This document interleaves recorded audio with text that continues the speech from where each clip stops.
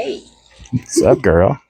remember that one time I told you I hated you? Yeah, do you remember when I told you that if you hate me, go ahead and pack all your things and leave with what you brought into this relationship? Absolutely nothing. Material wise, guys. That was it. It was all material wise. I brought a lot of other things into the relationship. You did. Lots of baggage. I wasn't thinking about the baggage. I'm simple, man. I was thinking about that other stuff that you bring to the table. Rawr. Well, didn't have tits yet, so it's just the ass.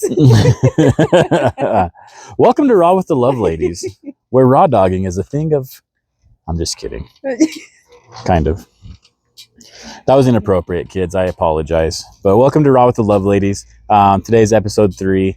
We are going to be talking about saying things without meaning them. Yeah. Because it's not always how you mean things when you say things, but it is always how the other person takes them. Yeah. I'd say going back to remembering when I told you I hated you, where I didn't mean it at all. I've never hated you. But my upbringing is whoever's the meanest, the loudest, and can get the other person to shut up wins the argument, wins the fight, everything, and get that top dog in the relationship where I'm the alpha. I feel like you also, on the same note, whoever was the loudest. Oh, loudest, yeah. Easily. Because I feel that you don't want to swing. I It's apologize. going to pick it up. The mics will pick up the swinging, so I stopped. Good call. Sorry. Yeah, but saying all the hurtful things to you just to belittle you, so that way. Don't you remember from our other episode? I'm arrogant. You can't hurt this arrogance. It was the first year of marriage. There was a lot.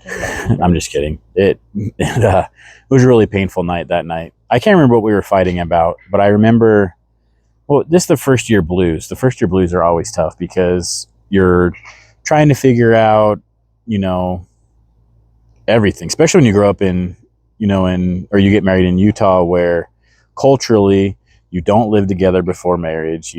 It's all just diving headfirst into cohabitation, to, abstaining from like sex and things like that until you're married, and then you get married, and then there's emotions surrounding that, and it's just big compounding issues that you get to try and figure out.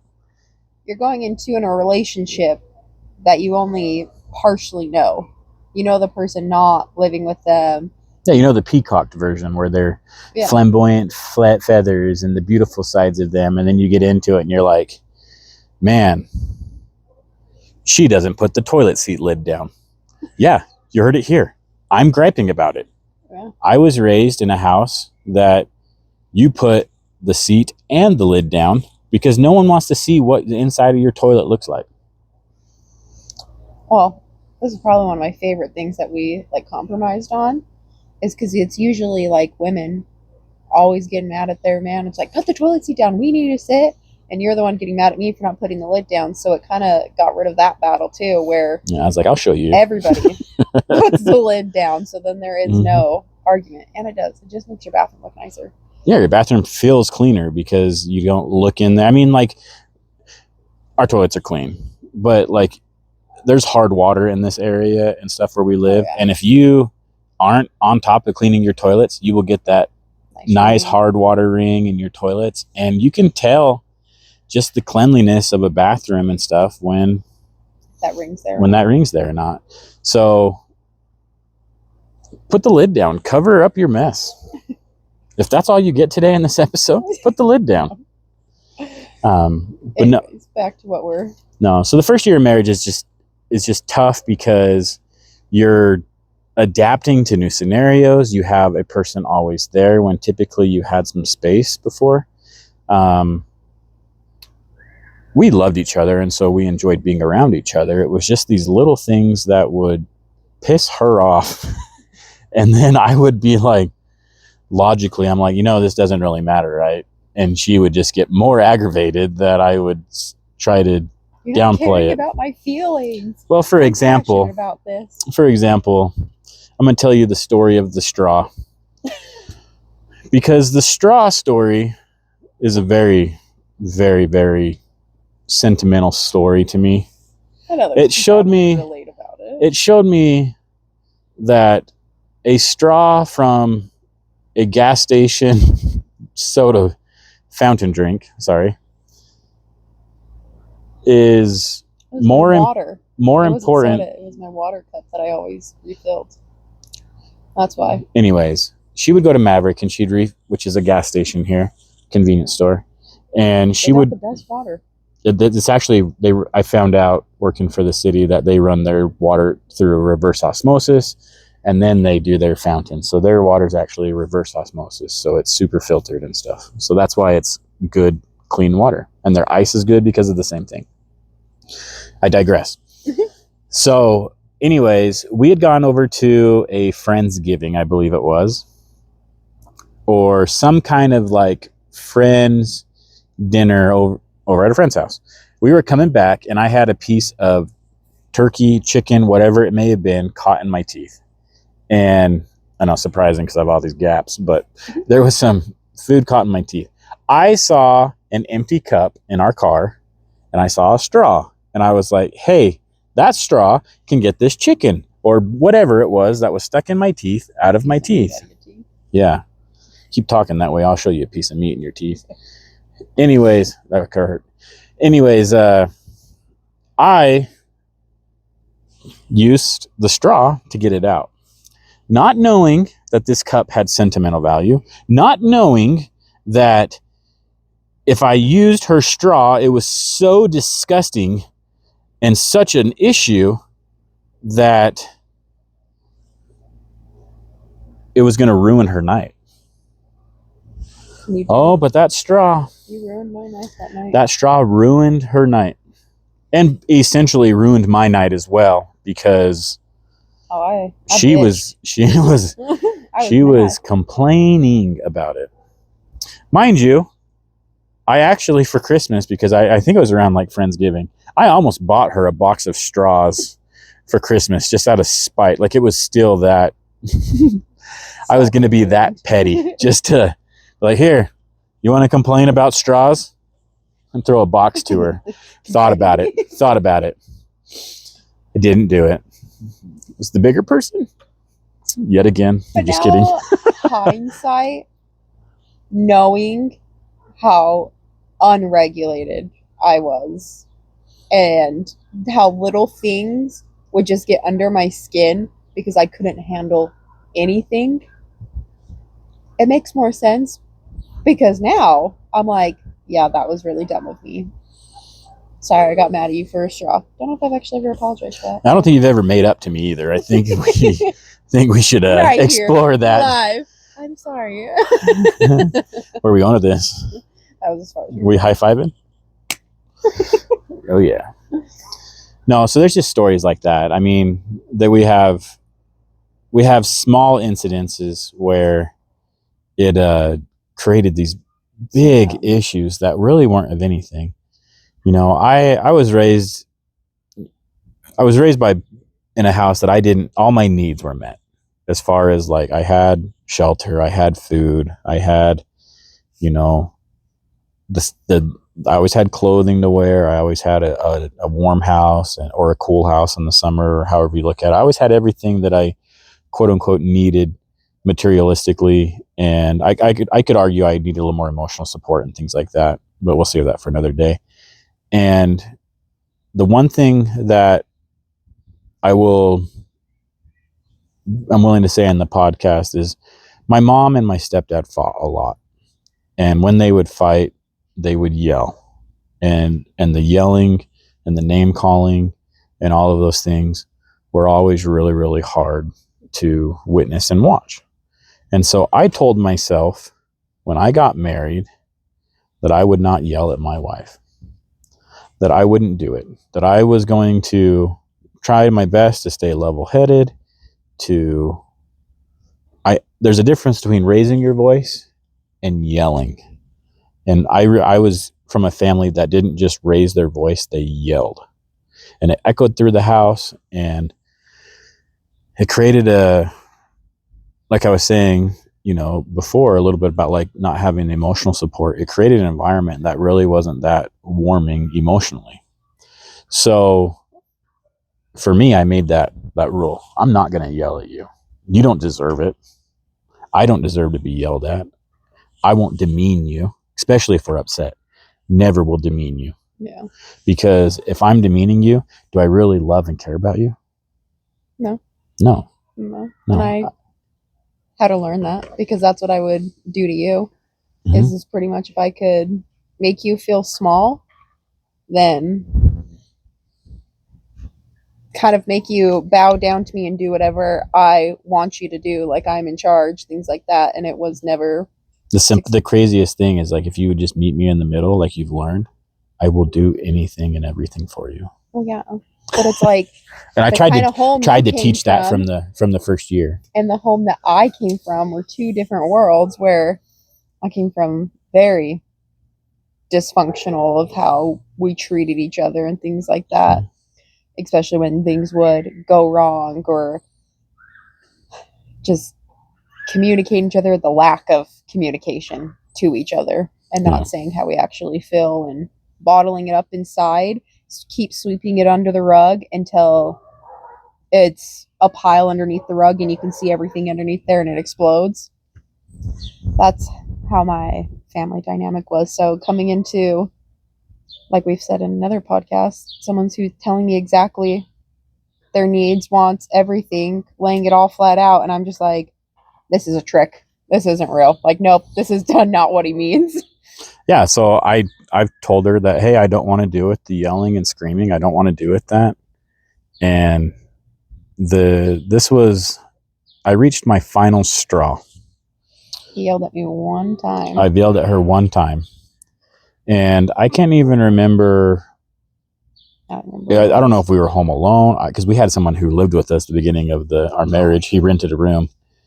And I don't know if he was home or not, but there was one night where she was pissed at me. She had been yelling and screaming at me, and I just walked away because I didn't want to I don't want to yell. I don't want to do these things. So I went in the living room, and I was just watching TV or something, and I realized I needed something in our room. So I got up and walked into our room, and when I went into our room, she came uncorked on me. I don't even remember why, but I remember you were in like the dark, or you must have been on your phone in the dark or something. And you started coming uncorked on me.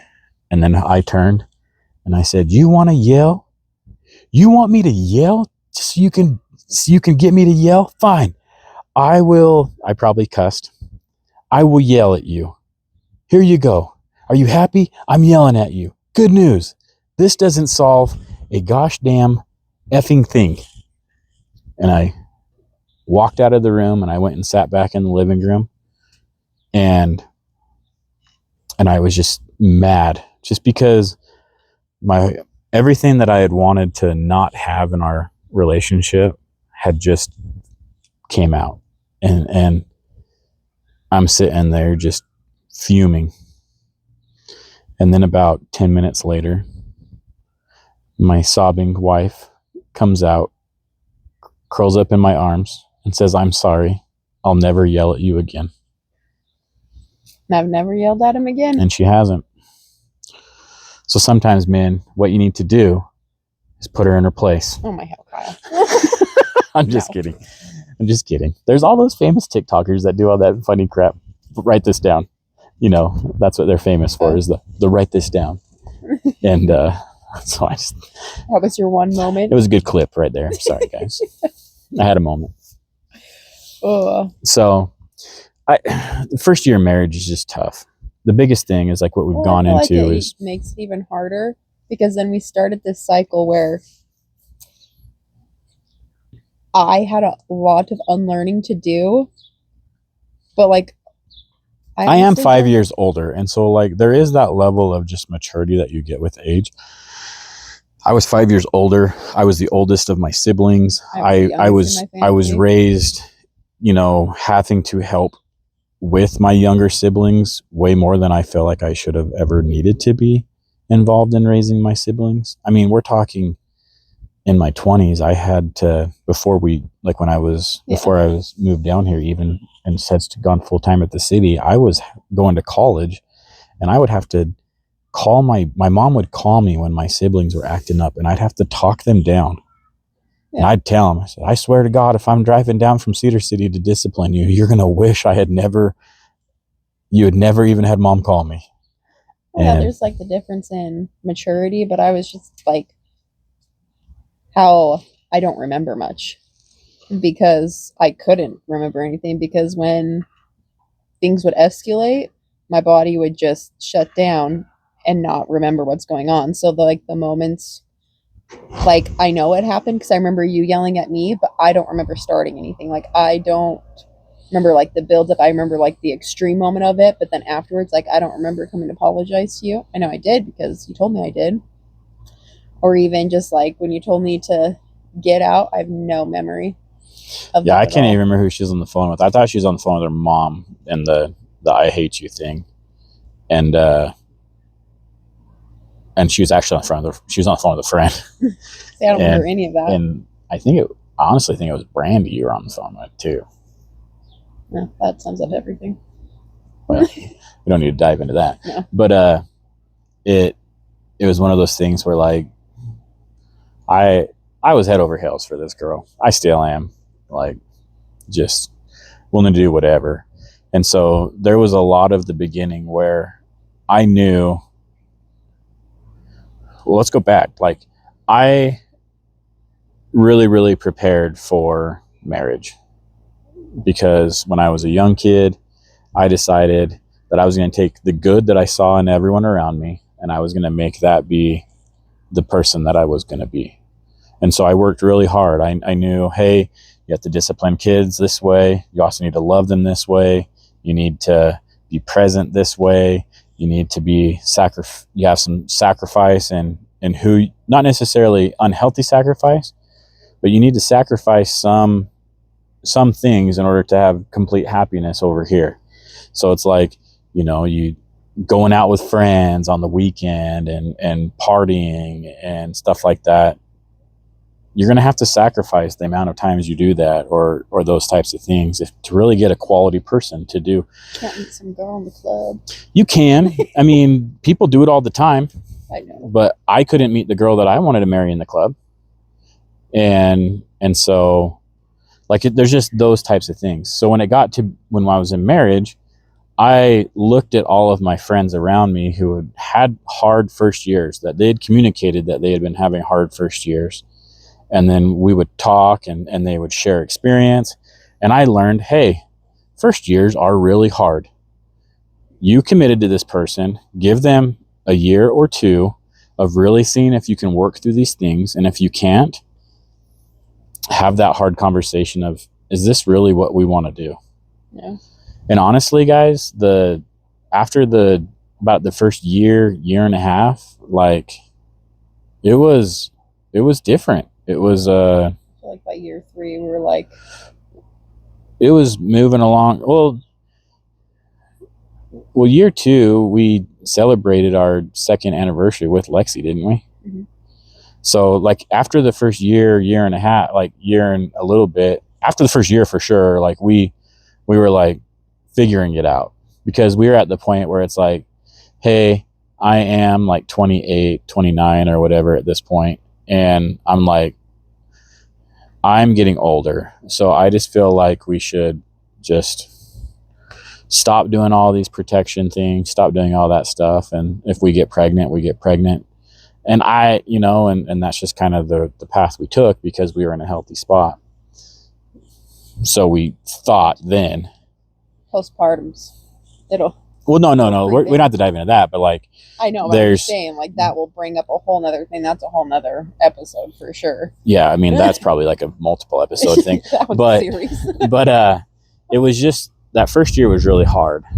But the best part about the whole thing is we had started figuring out how to communicate in healthier ways. So it took a lot of hardship and a lot of willingness to look in the mirror and saying, hey, big picture, you've seen all of these qualities, you've seen all of the good that she has, you can be patient and make it through this. That was my thought process. You're committed to this, that's what you agreed to this. You're a child from a broken home, so like you need to figure this out. And like I did those things. And so my level of commitment probably was what kept us married. Oh, yeah. For the first year. And then I feel like finding out we were pregnant, that it was, for me, at that point, we've made it through our first year. And then shortly after that, like 3 months after we celebrated our first anniversary, is when we found out we were pregnant. And so at that point, like finding out we were pregnant, he always thought this was going to be a happy moment. Like, I'm going to be a dad. I am laying on our bed. I remember it like it was yesterday because it wrecked me a little bit. And I come out of the bathroom. She comes out of the bathroom just sobbing. And I'm like, thinking it's like, I'm going to be happy tears. I'm like, what's happened? And she's like, I'm not going to be a single mom, right? Yeah. And she's just like, you're going to abandon me. And I was like, what are you talking about? It's like, bitch, I was going to leave. I'd have left. But all my fears and insecurity being raised with a single mom and watching her struggle, then watching a sister go through it, becoming a single mom, I knew I didn't want that. I knew I wanted to have a partner to raise my kids with and to not do it alone, because I've seen how hard it is to do it alone. I know it's possible. And the thing is I was there. I was present every day. I was working 2 jobs. I was doing all of these things to show her. But I had a lot. I was working to do everything I could to try and make her happy. Like everything I could. And ultimately you have that thought process is where, you can't make anyone anything that they're not willing to do for themselves. Yeah. And so then it was just like, all right, just be patient. So then I just focused on being patient. I learned amazing patience with her. The rest of the world did not get any patience because she took everything that I had. So shout out to my coworker, Max. You poor thing. Because he was working for me during all of that stuff. I was his, that's when he was working underneath me and I was training him. Poor kid. I wonder who thought you were such an asshole. That makes sense now. Yeah. Timing. And he tells these other guys now, you're so soft now. I'm like, I'm a girl dad, dude. So, but. First year of marriage is just hard. Like, you're going to have your ups and downs, but that's where you've helped me, because I was always so focused on the small things in life. Like, it's the small things matter. And I still do. Like, the small things I think can bring joy and like keep you going. But you gave me the ability to see the big picture of things and to open up that mindset, I think is what helped our marriage a ton. Because it's like, yeah, when I'm overwhelmed with kids or things that are going on, just all like the daily stress, then I can remember, hey, in 20 years from now, our lives are going to be totally different and we're going to be able to have all the free time and everything we want to do. I mean, it's not even 20 years from now. It's like really like 4 years from now. Our kids are going to be wanting to do everything and anything. They're going to be over at friend's house. They're going to be doing all these things. And we're going to be like, what's up? Kids are gone. You want to go on a date? And you're going to be like, thinking once they're grown, like, I'm just saying, like, you're big picture in it. Yeah. I'm thinking just like seasonal. Like this is the season we're in. We have a 3-year-old and a 6-year-old, and in a few months we'll have a 7 and a 4-year-old. And And just the difference from one year to this year, the seasonal differences are huge. Oh, yeah. So different. Well, even from 2 years ago, where I still felt like I was constantly drowning in motherhood and trying to take care of all the responsibilities, where now where I'm like, they're Let's more go. independent. Let's hit on that just real quick. So if you would have communicated your responsibilities, would you have had somebody to carry? No, because I know you'd help me, but I also had to learn how to do that because I grew up doing everything myself. I grew up alone. I had to do everything myself. Right. So I never knew how to ask for help, because then if I did ask for help, a lot of the times it would get shut down that there wasn't time for me. Not by me. No, not by me.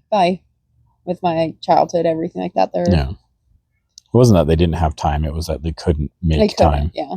Because if they did, then you wouldn't have your basic needs. Yeah. And like I grew up with a mom that worked 3 jobs at one point and was going back to school just to provide for her kids. And so like, yeah, shout out I had Vicky. a mom that cared and truly loved, but because of our circumstance, other things fell through the cracks, and it made me who I am today. And I've been able to learn tons of lessons now from it all. That me too. That's where the podcast, I feel, starts, because like we both have tons of life lessons that were hard, that I feel like other people can relate to and understand. And like for me, where I always felt like I was going through everything alone, because I did when I was younger, that I'm like, I know other people feel that way too. And so for me to be able to share our experiences, just to let people know that they're not alone. No, you're never alone in anything. But when you feel that way and your mind is stuck in that pattern and you don't know how to unravel it. Yeah, well, we'll dive into that too, helping you understand how to unravel and help your nervous system get more regulated. I think that's a great topic for our next podcast. So we'll think of some great insights and some stories that we can share on that. So I would like to just, leave tonight with a question. Is, what was the hardest part of your first year of your relationship?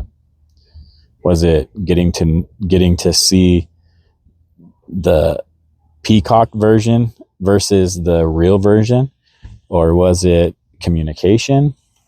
What was it that made your first year hard? Or if you have a successful first year, share us the things that you did, because evidently I didn't get the memo on that. And like I said, I took the good from all the experiences around me, and I just didn't evidently factor all of them, which is obviously the case. But so really appreciate your time. Thanks for watching. Please like and subscribe. Give us a follow. If this resonated with you, share it with someone that you think would like it. Thanks for watching. Raw with the Love Ladies. With the Love Ladies.